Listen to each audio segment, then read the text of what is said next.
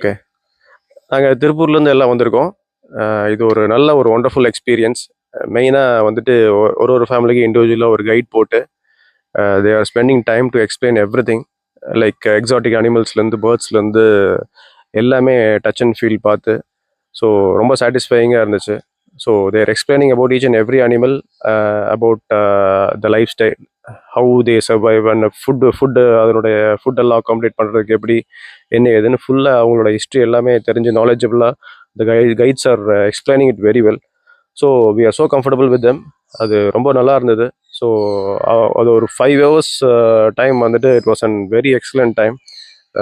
We can't have it anywhere else other than PN Farm Housing, I think. Thank you. Food is also very good.